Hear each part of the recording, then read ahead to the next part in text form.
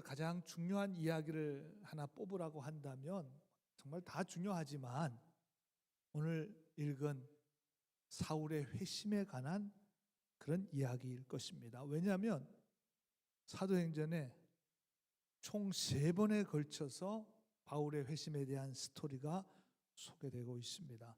9장, 22장, 26장. 누가가 3번이나 똑같은 사건을 사도행전에 기록한 너무나 중요한 사건이기 때문에 기록을 해 놓았습니다. 20세기 복음주의의 거인이었던 존 스토트는 그의 사도행전 주석에서 이런 이야기를 했습니다. 다메섹 도상에서의 사울의 체험은 교회사에서 가장 유명한 회심이다. 그리고 성 어거스틴은 이런 말을 했습니다. 늑대들에게 죽임을 당하신 어린 양이 늑대를 어린 양이 되게 하셨다.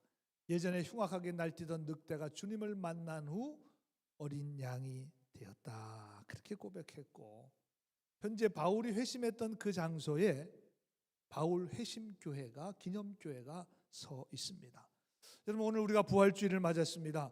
부활절 예배를 통해서 부활의 주님을 우리 모두가 다 만나셔서 회심하여 사울이 바울로 변화되는 역사가 일어났듯이, 예수 믿는 사람들을 핍박하고 잡아 가두던 사울이 변하여 복음을 증거하는 바울이 되었듯이, 오늘 예배를 통해서 죽음을 이기시고 부활하신 예수님을 우리 모두가 다 만나고 체험하게 하셔서 십자가와 부활의 복음을 증거함으로 영원 구원의 역사가 여러분 2000년부터 시작됐습니다. 교회가 시작됨으로 시작되었습니다. 오늘 여기 몽고메리 제일교회까지 계속해서 앞으로도 하나님의 귀한 역사가 일어나게 되기를 우리 주님의 이름으로 간절히 축원합니다. 우리 옆 사람은 이렇게 인사하겠습니다.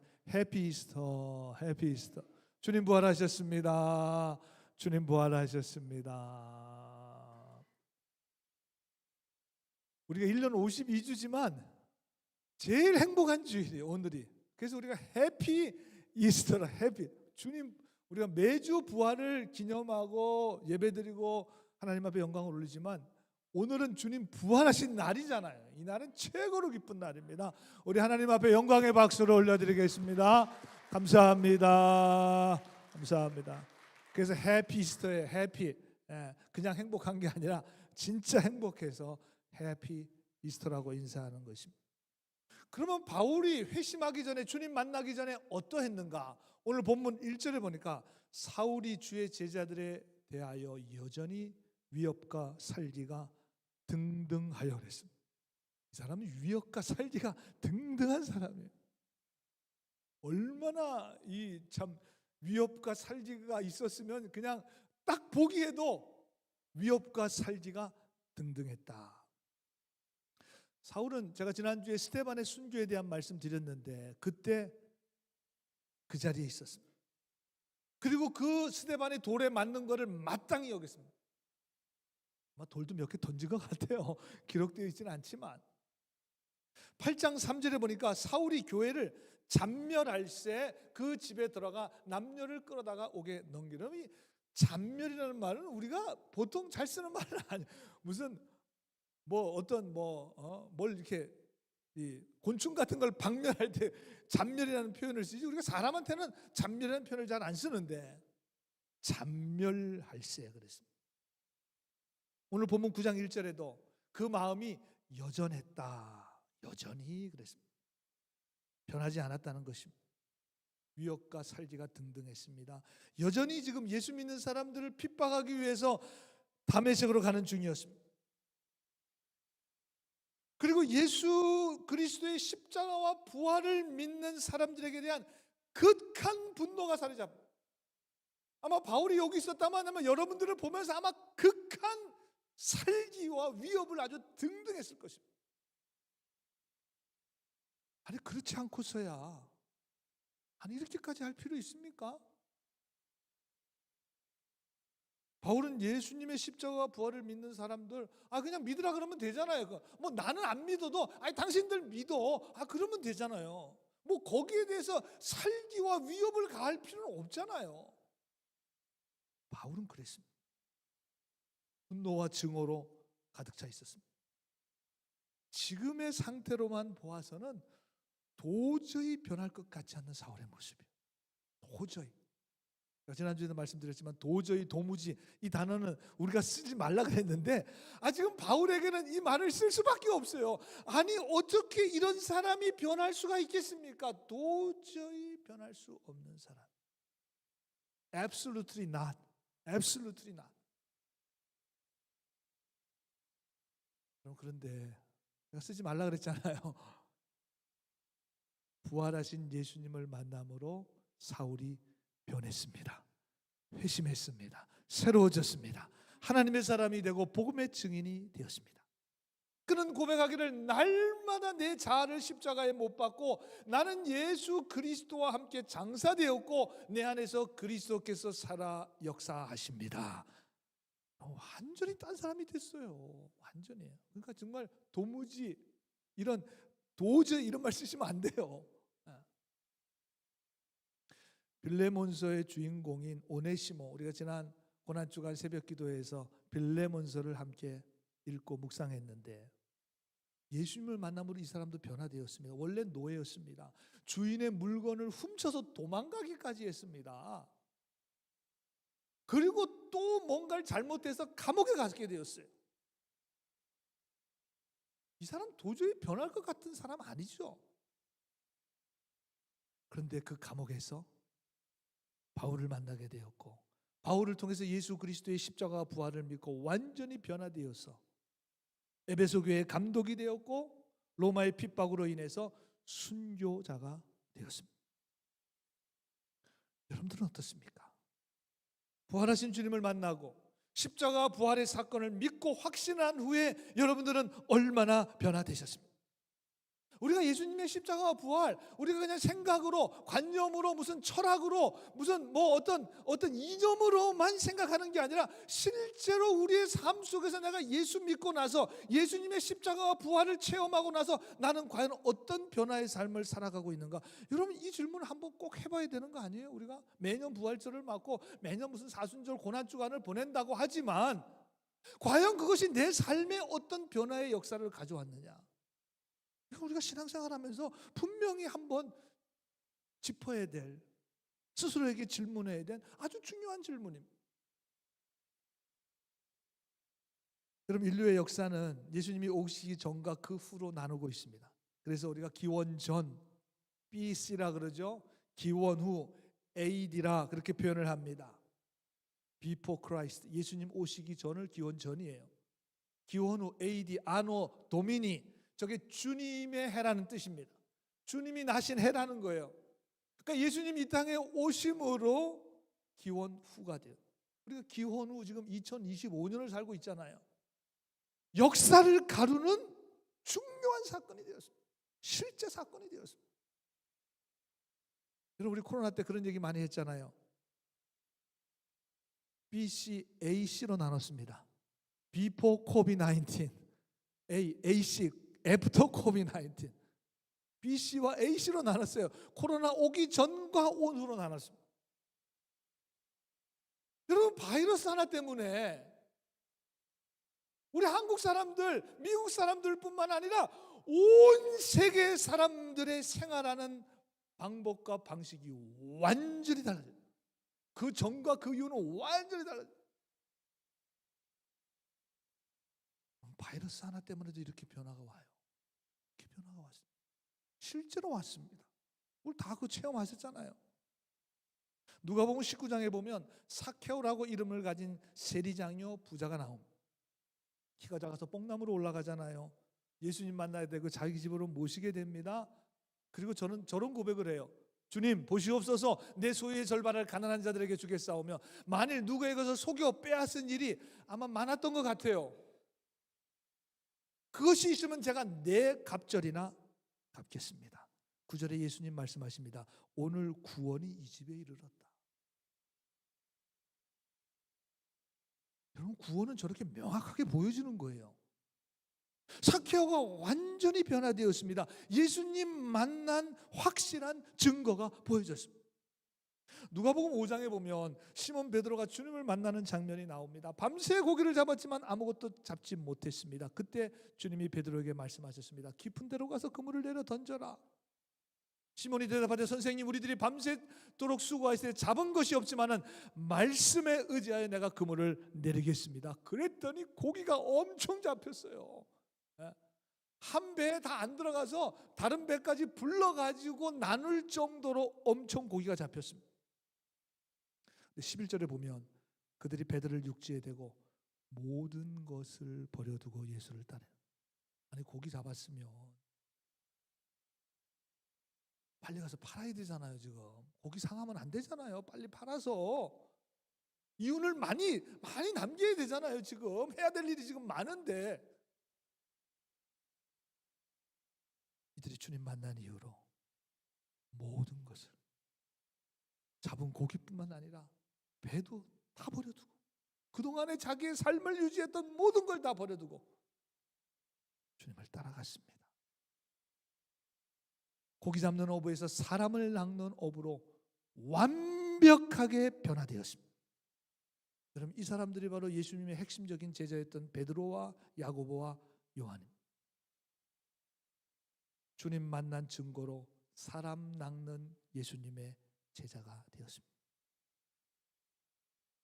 여러분, 성경은 부활하신 예수님을 만나 회심하고 변화되고 새로운 인생을 살게 된 사람들의 이야기입니다.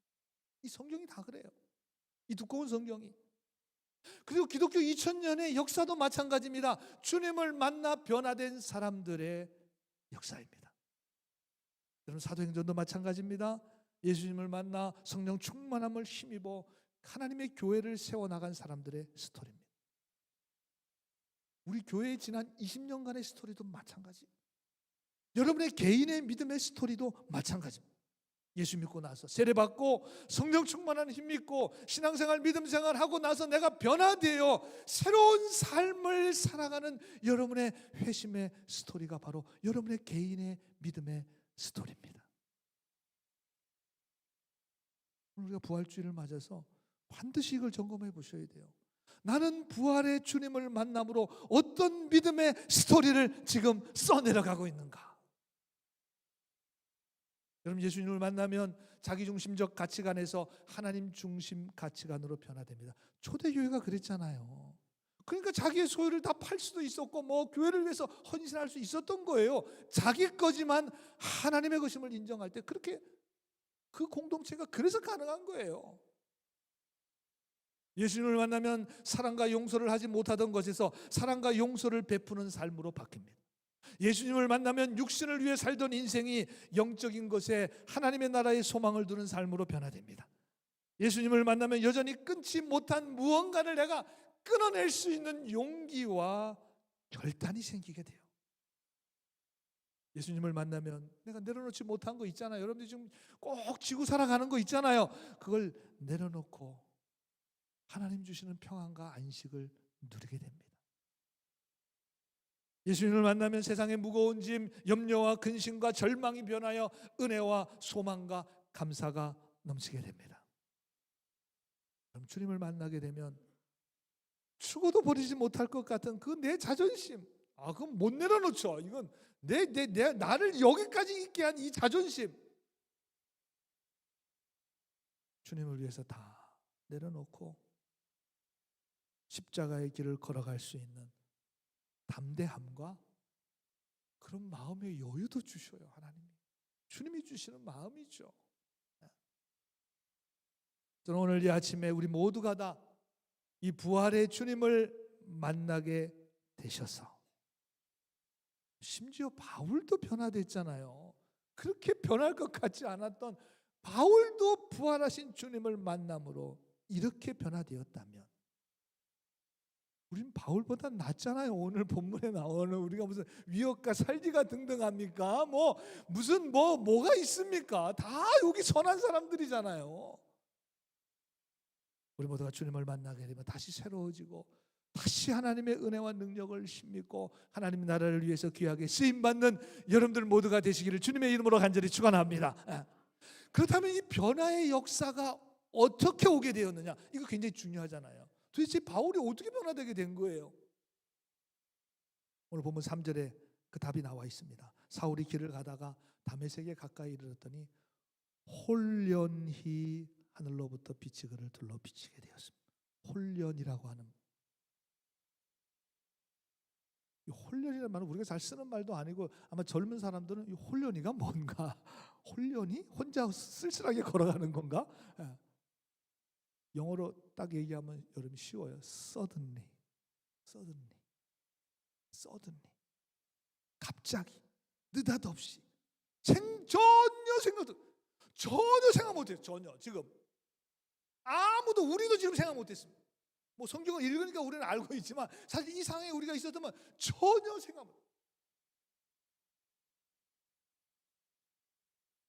물론 우리의 마음이 옥토밭이 되고 은혜 받을 만한 만만의 준비를 하고 회개하고 정결케 되어서 오늘 하나님의 은혜를 소망하고 간절한 마음으로 오늘 주님 앞에 나올 때, 물론 하나님께서 그럴 때 여러분들에게 은혜와 능력과 하나님의 역사를 부어 주십니다. 분명하죠. 그러나 우리가 그렇게 하지 못할 때가 많아요. 준비되지 못해요. 옥토밭이 아니라 길가와 같이 딱딱하고 교만하고 강팍한 마음을. 그럼 부활주일이라 그래가지고 우리 삶의 문제가 그냥 오늘 이제 부활주일이니까 이건 좀 넘어갑니까? 여전히 문제가 있어요. 여전히 어려움이 있어요. 여전히 내 삶을 막 짓누르는 그런 고통과 아픔이 있어요. 우리가 매주일 정말 행복한 마음으로 주님 앞에 나오는 것이 아니라 어떨 때는 정말 무거운 마음을 가지고 주님 앞에 나올 때가 있습니다. 있죠. 사실입니다. 사실이에요. 근데 오늘 본문에 여러분, 느닷없이, 홀련히, suddenly, 저는 이 단어를 너무 사랑하게 되었습니다. 설교집니다. 갑자기, 정말 예상치도 않았는데 오늘 예수님이 사울에게 나타나셔서 그를 부르시고 사명을 맡겨주시고 하나님의 계획을 이루어 나가십니다. 이게 얼마나 감사한지 몰라요. 우리가 준비가 됐든지 안 됐든지 주님은 여러분들을 만나 주실 줄로 믿습니다. 오늘도 그런 역사가 아마 누군가에게는 일어날 거예요. 누군가에게는 일어날 것입니다. 지금 여러분들의 상황과 처지와 형편이 다 다릅니다. 여러 가지 정말 어려운 마음도 있고 힘든 일들도 있고, 그래서 정말 행복한 마음이 아니라 불안과 두려움과 그런 답답한 마음을 가지고 주님 앞에 나온 상황일지라도 우리 부활의 주님은 호련히 느닷없이 갑자기 찾아오십니다. 만나주십니다. 여러분들에게 은혜와 능력을 허락해 주실 줄로 믿습니다. 그럼 사울이 지금 선한 마음으로 예수를 믿으려는 마음으로 예수님 만나는 사람들 격려해주고 기도해주기 위해서 가는 중이 아닙니다. 강팍한 마음이고 위험과 살기가 여전히 등등합니다. 얼마나 교만한 마음입니까? 교회를 핍박하고 예수 믿는 사람들을 잡멸하기 위해서 다메섹으로 가다가 갑자기 호련히 주님을 만나 주셨습니다. 그리고 4절에 보니까 사울아 사울아 이름을 정확히 불러주세요.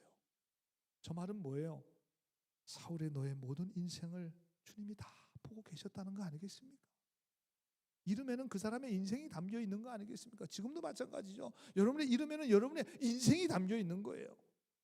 사울의 지금 인생을 주님이 부르시는 거죠. 정확히 두 번 불러주시오.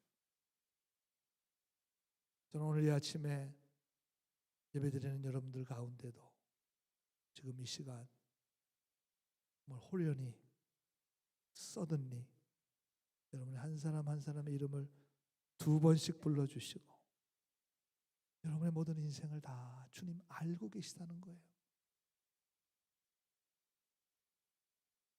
오늘 주님, 부활하신 주님을 여러분들이 만나고 체험하심으로 답답하고 불안하고 근심하고 염려되고 낙심된 우리들이 다시 한번 부활의 소망과 능력을 힘있게 되기를 우리 주님의 이름으로 간절히 축원합니다. 그리고 오늘 한 가지 더 생각해 보아야, 부활의 아침에 생각해 보아야 될 것은 오늘 보면 8절 9절 말씀이에요. 사울이 땅에서 일어나 눈은 떴으나 아무것도 보지 못했어요. 사람들의 손에 끌려다닙니다. 다메섹으로 들어가서 사흘 동안 보지 못하고 먹지도 마시지도 못했습니다. 일상이 스탑이 됐습니다. 다메섹으로 지금 갈 때는 엄청난 열정과 패기를 가지고 있었습니다.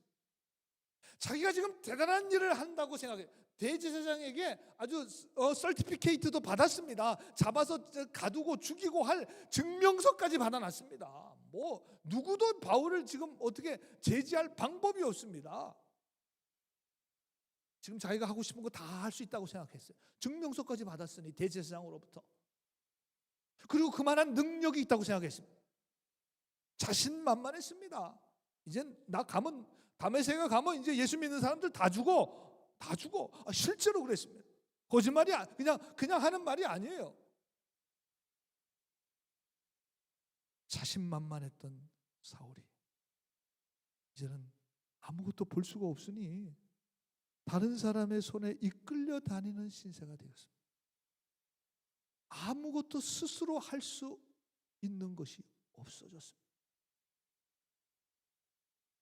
그러면 이제는 주님의 계획과 섭리 안에 들어가게 되었습니다.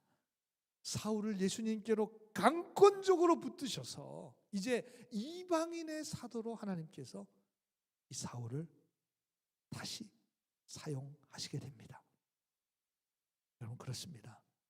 주님을 만난 사람은, 주님을 체험한 사람은, 주님과 동행하는 사람은 그때부터, 그 순간부터, 주님을 만난 바로 그 시각부터 결코 자기 마음대로 할 수 없습니다.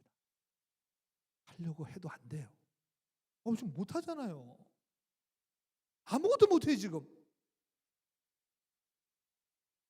누가 이끄시는 대로 가는 것입니다. 하나님이 이끄시는 대로 살아가는 것입니다. 자기의 열정이나 능력이나 힘이 아니라 주님의 이끄시는 대로 살아가는 것입니다. 이것이 부활의 주님을 만난 확실한 증거입니다. 주님이 강권적으로 붙들어 주셨고, 그리고 주님이 이끄시는 대로 살아가는 것입니다. 여러분, 물에 빠진 사람은 바로 구해주지 않는다 그래요. 밟은 자기 힘으로. 아무리 수영을 잘해도 그 사람 건지러 갔다가 그 사람이 너무 발버둥 치면 같이 빠질 수 있는 위험이 있다 그래요. 자기 힘으로 발버둥 치는 게 다 힘이 빠지고 나서 그때 가서 구해준다 그래요. 그도 그럴 것이, 여러분, 힘을 쭉 빼고 있으면 뜨잖아요. 몸이 뜹니다. 발버둥 칠 때는 막 가라앉는데 그냥 자기가 할 수 있는 게 없습니다 하면 그냥 뜨게 되는, 물에 자동적으로 뜨게 되는 거예요. 그래서 그때 가서, 신앙생활도 마찬가지예요. 내 힘이 빠져야, 내가 할 수 있다는 마음과 교만이 빠져야 그때부터 하나님께서 역사하십니다. 그때부터 하나님의 일을 이루어 가십니다. 그때부터 우리는 주님의 인도하심 밖에 받을 게 없어요. 왜? 내가 할 수 있는 게 없으니까 주님의 인도하심을 받는, 주님이 가라면 가고 쓰라면 쓰고 주님이 이끄시는 대로 가는 것입니다. 여러분, 사실 우리는 하나님의 은혜와 능력과 역사가 아니고는 도저히 이 시대를 믿음으로 살아갈 방법이 없습니다. 그런 힘이 없어요. 목사님이 제 힘으로 믿음으로 충분히 살아갈 수 있는데요 하는 분, 글쎄. 여러분, 우리는 죽음과 사망과 멸망도 우리의 힘으로는 도저히 이겨낼 수 없습니다. 누가 죽음을 이겨내? 누가 멸망을? 우리는 내 죄 하나도 해결할 수 없어요. 그래 주님 십자가에 달려 죽으시고 우리 죄를 사해 주시고, 그러니까 우리가 도저히 할 수 없는 죽음과 사망과 멸망도 주님이 오늘 부활하심으로 이겨내셨습니다. 우리는 십자가 부활의 주님이 함께 하셔야 우리도 이길 수 있습니다. 아니, 십자가 부활의 능력으로만 가능합니다. 우리가 살고 있는 이 시대, 성도님도 우리 대한민국과 미국을 위해서 기도하셨지만 영적으로 보면 답이 없어요. 어디서 답을 찾을 수 있겠습니까? 이 시대에 답이 있나요? 답이 없습니다. 그 답은 바로 예수 그리스도의 십자가와 부활입니다. 십자가와 부활의 주님을 꼭 만나셔서 지난 40일 동안 사순절을 이제 다 어제로 끝내고 오늘 부활주일을 맞습니다. 오늘 십자가 부활의 주님, 여러분의 생각과 관념과 사상과 철학이 아니라 내 삶의 현실입니다. 여러분의 삶을 이끌어 주시는 그 주님을 만나심으로 여러분의 삶에 놀라운 하나님의 능력과 역사가 사도행전 다음으로 계속해서 하나님의 역사가 쓰여져야 될 것 아니겠습니까? 우리 교회를 통해서, 여러분의 삶을 통해서 하나님의 역사가 계속 이어져 내려가는, 믿음의 역사를 써내려가는 여러분들 모두가, 또 우리 교회가 되기를 우리 주님의 이름으로 간절히 축원합니다. 기도하겠습니다.